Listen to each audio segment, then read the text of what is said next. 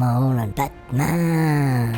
Algselt see sõna tuleb tegelikult mitte mingi Batman, aga eesti keeles sõnast pätt, tavaline pätt, ma olen pättide karistaja. Ja oma aju geniaalsuse ja hea südamega ma siis vabastan maailma ja tulin nagu Eestimaale katustele siin möllama.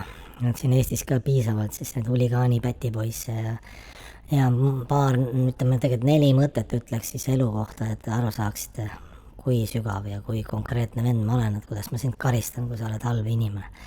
Istuvad 2 tüdrukut hea ja halb katusel, eks ju, viskavad kivikesi, väikseid kivikesi möödajatele pihta, mööda käijatele pihta, nii naljakas, tüdrukud niimoodi naeravad ise, varjuvad, keegi ei näe ja paha tüdruk sai 3 kivi pihta, eks siis selleks naabrimees ja nii ja nii, aga hea tüdruk sai 5 inimesele pihta, sest headus võidab alati.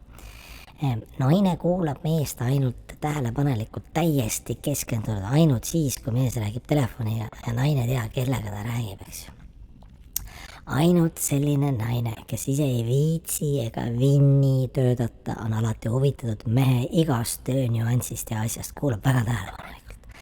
Ja 4. mõte, kui ülemus räägib, et me oleme üks suur pere, siis võta jope ja pane jooksu, sest see tähendab, et see oleks nagu mingi kauge sugulane, vaata, keda kutsutakse suvilasse appi maad kaevama, eks ju, ja pärast unustatakse pakkuda lõunat, eks ju, jäta meelde, et ja olge head lapsed.